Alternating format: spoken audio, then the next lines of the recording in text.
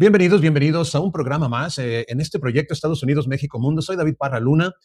Continuando con estos programas, la idea es esa utopía, la utopía que nos motiva a luchar para cambiar el mundo, para producir un mundo mejor, con bienestar para todos. Ese es el objetivo de este proyecto y para ello estamos tratando de motivarnos usando la historia que es la maestra de la vida. Estamos repasando historia mundial, historia de México. México vive un momento, digamos, diferente con el gobierno de izquierda llamado la Cuarta Transformación, Andrés Manuel López Obrador, Claudia Sheinbaum y todos los que componen el partido de Morena. Ha generado bienestar y también malestar en muchos. Yo soy de la opinión de que pocos, los que se oponen no lo entienden y aún los que están a favor necesitamos entenderlo mejor. Y para ello usamos la historia para rescatar la esencia de la historia, porque esto se repite, la película se vuelve a repetir y queremos ver si lo que está pasando en México y aún en el mundo ha sucedido antes, si hay lecciones que hay que aprender, que hay que rescatar.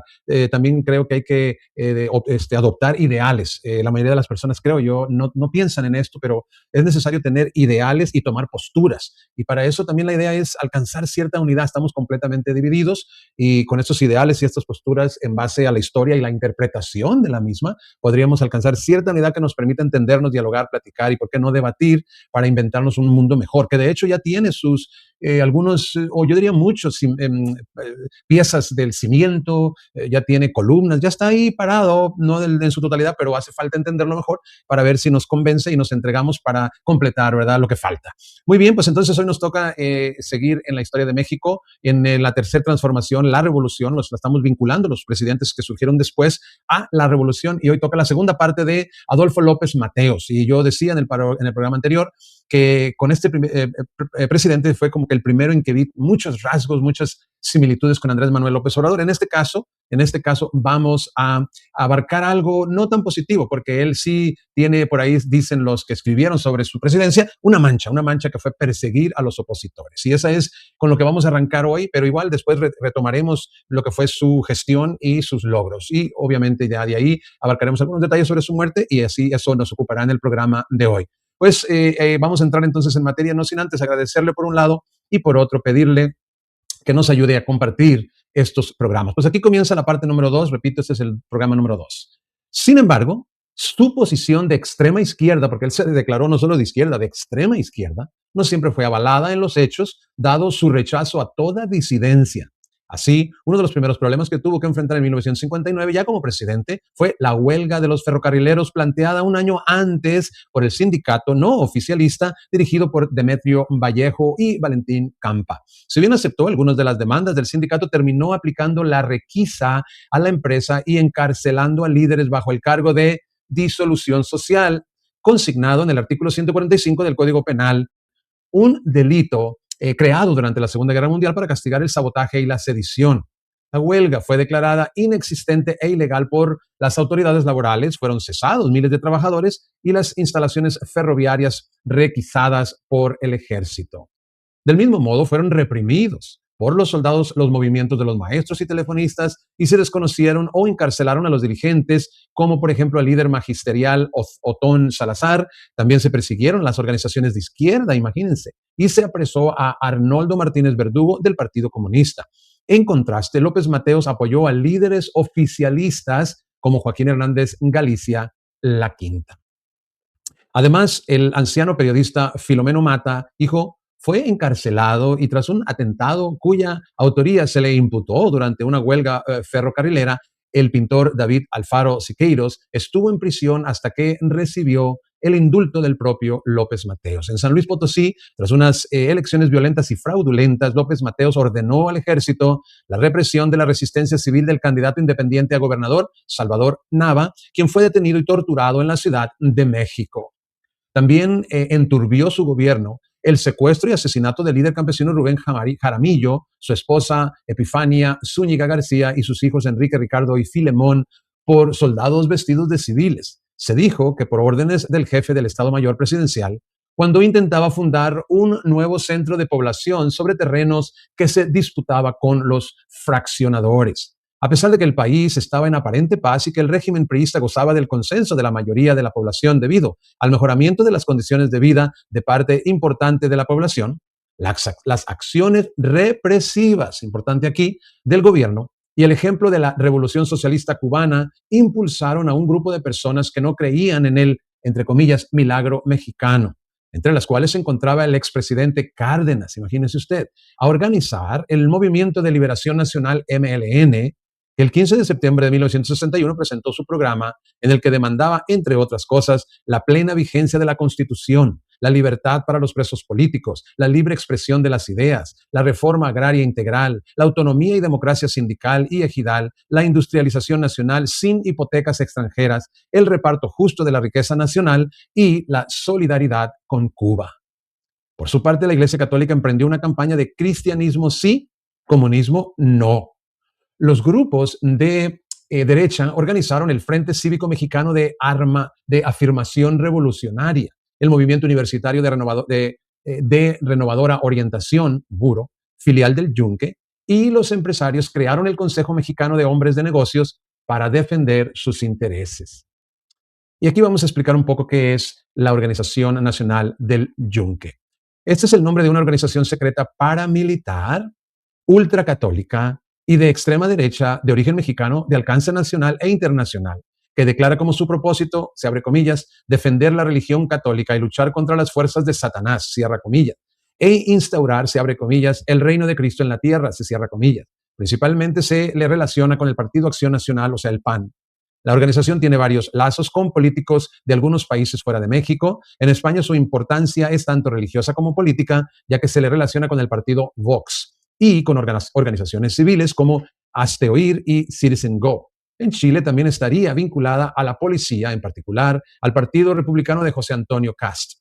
También capta a jóvenes en Argentina, Brasil, Colombia y Estados Unidos. Esto es la Organización Nacional del Yunque. Retomamos entonces el relato. Desde Estados Unidos, el presidente Kennedy, ante la efervescencia motivada por la Revolución Cubana, lanzó la Alianza para el Progreso, cuyo propósito era evitar la insurrección en América Latina por medio de reformas políticas y sociales. Por eso, para incluir en la arena política institucional a los diversos grupos disidentes, López Mateos promovió la reforma de los artículos 54 y 63 de la Constitución para crear la figura jurídica de los diputados de partido, cuando estos organismos obtuvieran el 2.5% de la votación, que aunque no puso en peligro el dominio del PRI en la Cámara de Diputados, sí abrió paso a algunas voces de los partidos de oposición como el PAN, el PARM y el PPS. Ya en sus discursos en el extranjero había expresado su ideología pluralista, se abre comillas. Francia sabe muy bien cuánta distancia media entre la unión y la uniformidad. Deseamos un mundo unido, no un mundo estandarizado. Al mismo tiempo, para promover la unidad del grupo revolucionario, el 7 de diciembre de 1961, López Mateos otorgó cargos públicos a todos los expresidentes vivos en esa fecha. Roque González Garza, Emilio Portes Gil, Pascual Ortiz Rubio, Abelardo L. Rodríguez, Lázaro Cárdenas, Miguel Alemán y Adolfo Ruiz Cortines. Más allá del autoritarismo que era connatural al régimen establecido, además de sus logros económicos, el gobierno de López Mateos otorgó beneficios indiscutibles para los más desprotegidos y para el país. En el campo, trató de realizar la reforma agraria integral para llevar hasta sus últimas consecuencias los principios de justicia social en el agro. Así, distribuyó 16 millones de hectáreas entre los campesinos, más que cualquier otro presidente desde los tiempos de Lázaro Cárdenas. También creó la CONASUPO para mantener precios de garantía a la producción agrícola, constituir reservas de estos productos y regular sus precios al consumidor. Estableció la Aseguradora Nacional Agrícola y Ganadera en apoyo del campo. Derogó 46 concesiones de inafectabilidad ganadera y no otorgó ninguna. También derogó la Ley Federal de Colonización que obstruía la reforma agraria. Así, la tasa de crecimiento agropecuario fue del 6% anual.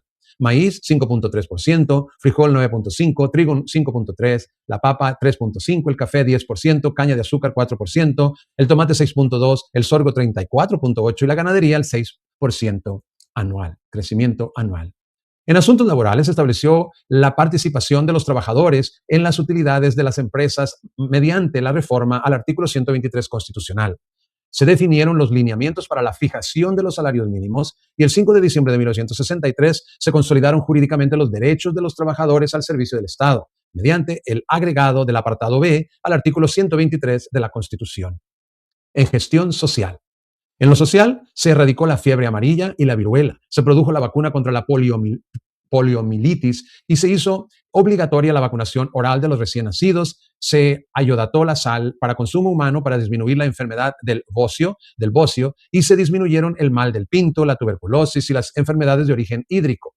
El Instituto Mexicano del Seguro Social, el IMSS, extendió su cobertura y clínicas se establecieron a lo largo del territorio nacional.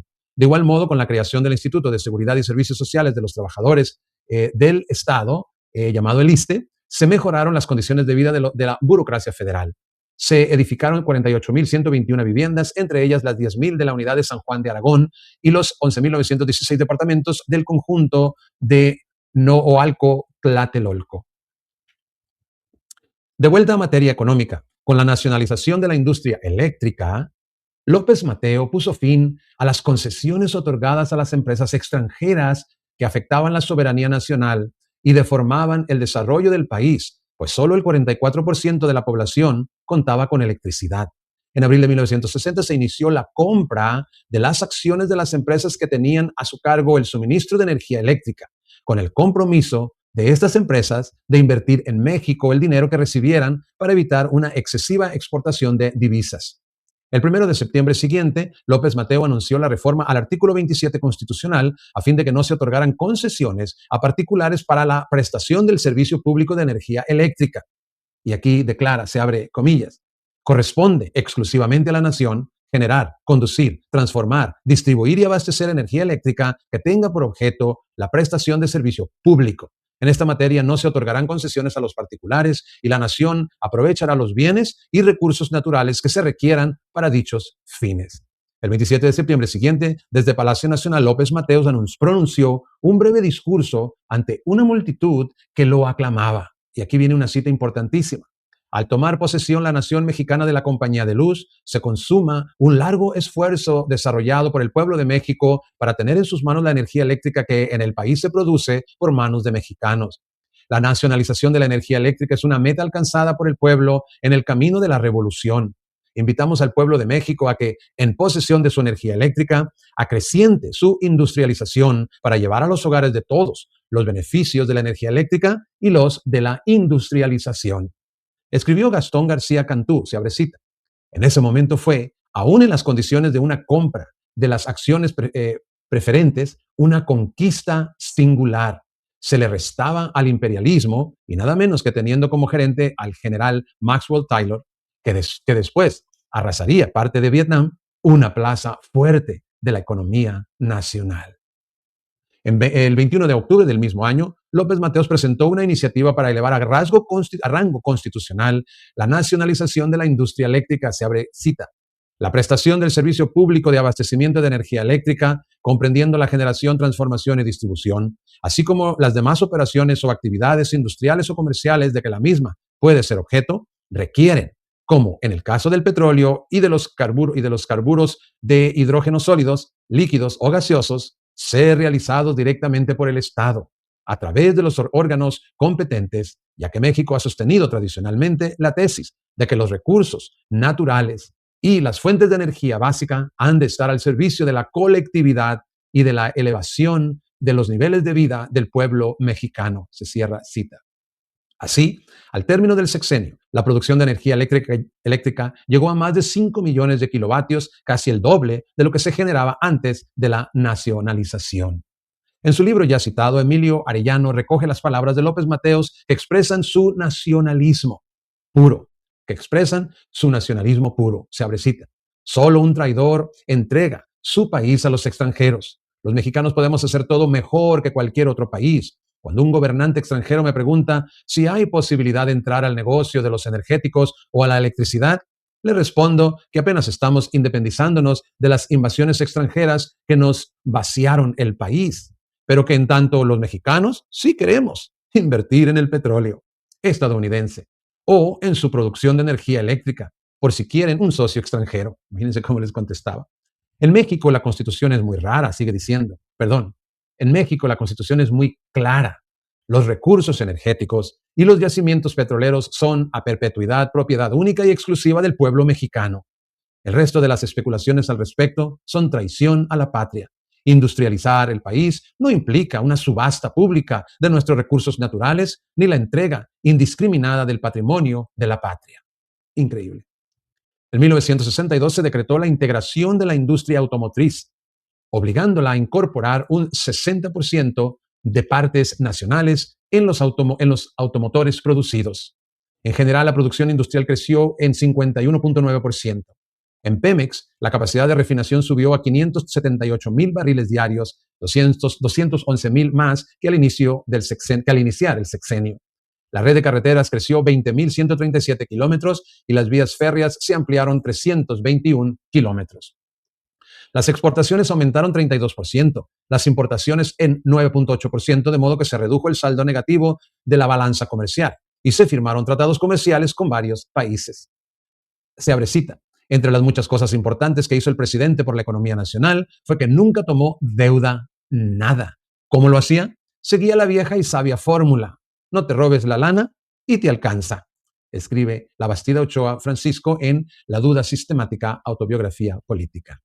La gestión educativa. En lo educativo, López Mateos emprendió el plan de 11 años para elevar el nivel de la educación y aumentar la distribución de desayunos gratuitos a los niños de primaria. Pero lo más trascendente fue la creación de la Comisión Nacional de los Libros de Texto Gratuito, el 22 de febrero de 1959, y esto para dar cumplimiento al artículo 3 de la Constitución, que dispone la gratuidad de la educación. Se abre cita: en un país de tantos desheredados, la gratuidad de la educación primaria supone el otorgamiento de libros de texto. A pesar de que con anterioridad se dieron acciones en este sentido, el proyecto de López Mateos fue más ambicioso: editar y distribuir a todos los niños mexicanos libros gratuitos, cuyo contenido abarcara los temas de los programas vigentes de educación primaria.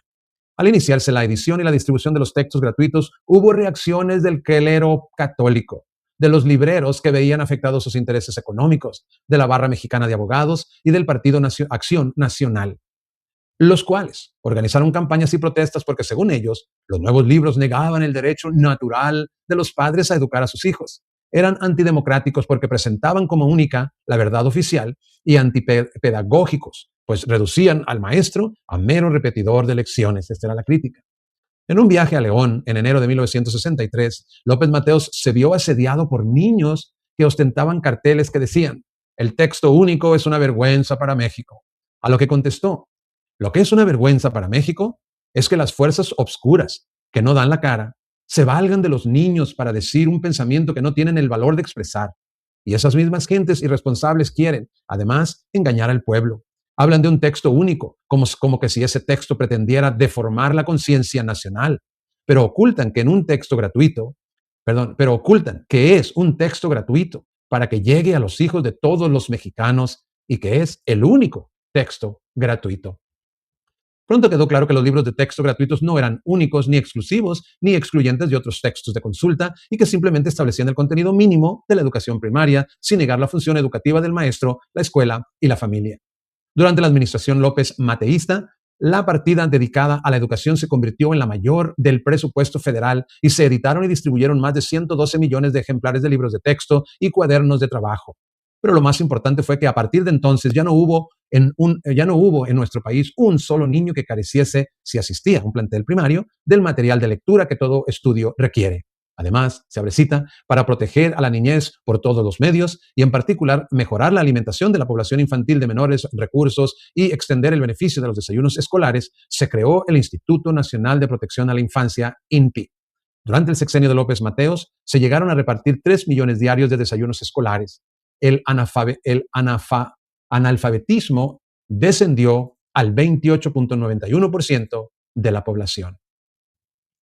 Mención aparte merece la fundación de la Unidad de Estudios Profesionales de Zacatenco del Instituto Politécnico Nacional, así como la creación de los Museos Nacional de Antropología e Historia, el Caracol, Nacional del Virreinato de Topozotlán, de Arte Moderno y de Ciencias Naturales, que hoy atienden a miles de visitantes, mantienen viva la conciencia de nuestro pasado y alientan la confianza en nuestro porvenir.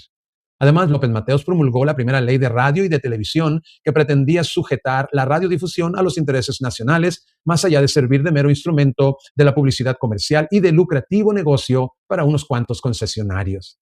Gestión internacional. López Mateos rompió relaciones con el gobierno de Guatemala por la agresión de la Fuerza Aérea Guatemalteca contra barcos pesqueros mexicanos. Al año siguiente se restablecieron las relaciones y terminó el conflicto. El gobierno López Mateísta sostuvo una política internacional independiente de la pugna que existía entre Estados Unidos y la Unión Soviética, que logró para México un importante y respetado lugar dentro del Concierto Mundial de las Naciones por sus principios de respeto a la autodeterminación y no intervención en los asuntos internos de los pueblos. México fue el único país que se abstuvo de votar a favor de la expulsión de Cuba de la OEA, cuando su revolución se declaró marxista, leninista y rechazó que se le impusieran sanciones económicas. Condenó la instalación de misiles soviéticos en territorio cubano, pero no la justificó como motivo de ataque armado. Así, trató de subrayar su independencia relativa, a la vez que evitó que los cubanos apoyaran a la guerrilla en México. López Mateos supo mantener excelentes relaciones con el gobierno de Estados Unidos y el 26 de junio de 1962 recibió la visita del presidente Kennedy, durante la cual ambos mandatarios decidieron poner fin a la disputa por la franja de 600 acres conocida como el Chamizal, la cual sería devuelta a México años más tarde, siendo ya presidente Díaz Ordaz. Asimismo, López Mateos ofreció sus buenos oficios para evitar que la crisis del Caribe, originada por la presencia de proyectiles balísticos soviéticos en Cuba, desencadenara la guerra nuclear. López Mateo visitó 16 países y por ello sus detractores le llamaban López Paseos. Recibió varios jefes de Estado o de gobierno, entre otros a Dwight Eisenhower, F. Kennedy, Lyndon B. Johnson de Estados Unidos y líderes de Francia, India, Cuba, Holanda, Etiopía, Perú, Brasil, Chile, Venezuela, República Dominicana, Bolivia, Indonesia y el secretario de la ONU.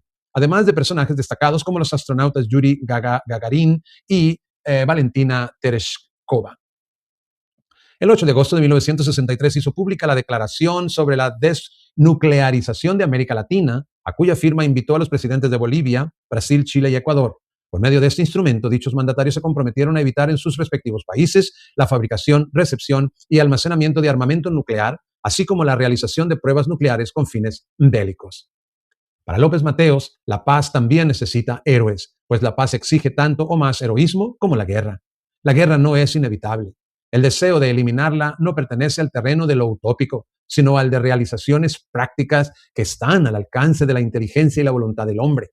La Guerra Fría también puede ser evitada si los estados y los pueblos adoptan una actitud mental que la repudie, para que no desvíe la función y los fines de las instituciones que el mundo creó para defender la paz, dígase la ONU, la OEA y los organismos técnicos internacionales. Este propósito de desnuclearización logró formalizarse con el Acuerdo de Estados Unidos, Gran Bretaña y los Países Bajos, entre otros, en 1967, siendo presidente Díaz Ordaz, con la firma del Tratado de Tlatelolco, una iniciativa que haría a Alfonso García Robles merecedor del Premio Nobel de la Paz.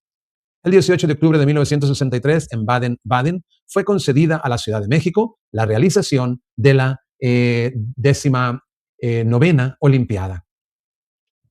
Durante su gobierno fue constituido el edificio del Partido Revolucionario Institucional, o sea, el PRI, y fue inaugurado por el candidato presidencial Díaz Ordaz el 18 de noviembre de 1963. Poco antes del término de su mandato, López Mateos expresó: si durante este lapso de mi empeño y el de mis colaboradores se acertó a reducir el ámbito de la insalubridad, de la ignorancia, de la pobreza, de la inseguridad y de la injusticia, si pudimos lograr campos de actividades más amplios y mejores para el quehacer del mexicano, si fuimos capaces, sin apartarnos de la doctrina de nuestra revolución ni del cumplimiento de sus leyes, de perfeccionar nuestras instituciones jurídicas y políticas, si unimos más a los mexicanos en su amor y en sus deberes para con México, si logramos ensanchar el horizonte de la patria y mantener intacta su soberanía y enhiesta la dignidad nacional, será el pueblo quien debe decirlo. Y a su fallo inapelable me someto lealmente. De sus filas provengo y a ellas habré de reintegrarme en breve, humildemente, como un hermano más que, cumplida su guardia, vuelve a confundirse con todos sus hermanos. Sus enfermedades, muerte y legado.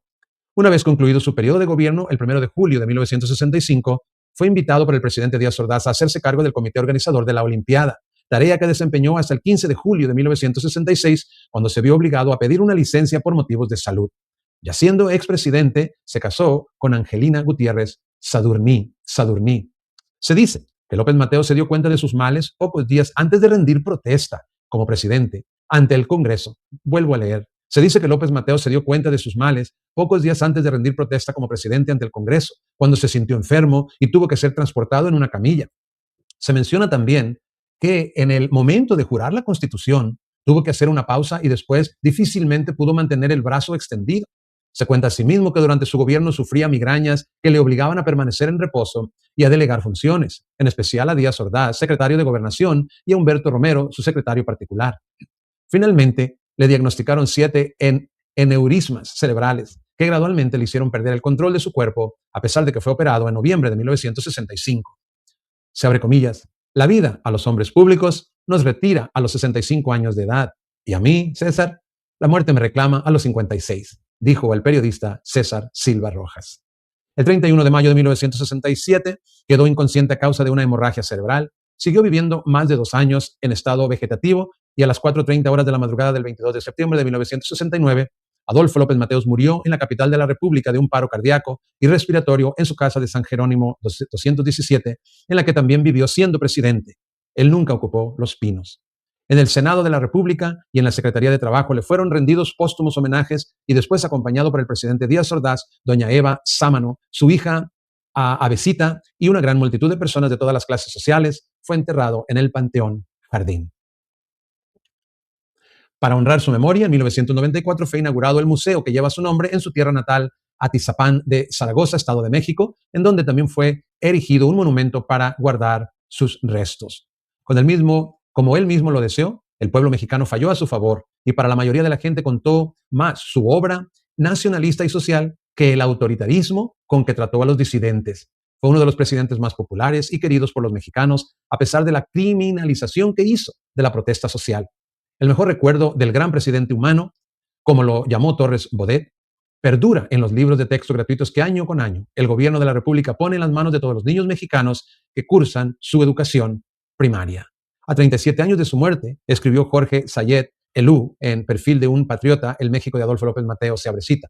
Y hoy, en que parece haberse empantanado nuestra tenebrosa y sucia política nacional, dentro del fango en el que ha caído, aparece la luz que irradian, brillante e intensa, nuestros procederes, entre los cuales cuenta ya Adolfo López Mateos, para mostrarnos el camino que debemos seguir, camino que, enraizado en nuestro encomiable pasado histórico, han tergiversado los últimos gobiernos que hemos padecido. Quiero mencionar que todo este material se le da crédito a Doralicia Carmona en Memoria Política de México. Increíbles escritos. Muchas gracias. Y es así como llegamos al fin del programa de hoy, no sin antes agradecerles por su sintonía. Muchas gracias. Impresionante la gestión, presidencial, el gobierno de Adolfo López Mateos, vuelvo a repetir ya como conclusión, muy parecido en su nacionalismo, en su gobierno de izquierda, él se llamó extrema izquierda, siempre velando más por el pueblo, por la gente, sobre todo los más necesitados, que darle, más prominencia o preeminencia a lo extranjero, dígase gobiernos, dígase empresas, corporaciones. Un paralelo impresionante, vuelvo a repetir, a no ser que se me haya escapado, pero de todos los presidentes hasta ahora, él es el que hemos visto una similitud impresionante con lo que ahora es la cuarta transformación. Y de nuevo, de esto se trata, de ir rescatando la esencia de la historia para conectarla con el presente y trazarnos el futuro. Muchas gracias. De nuevo, nos veremos en el próximo programa. Hasta entonces.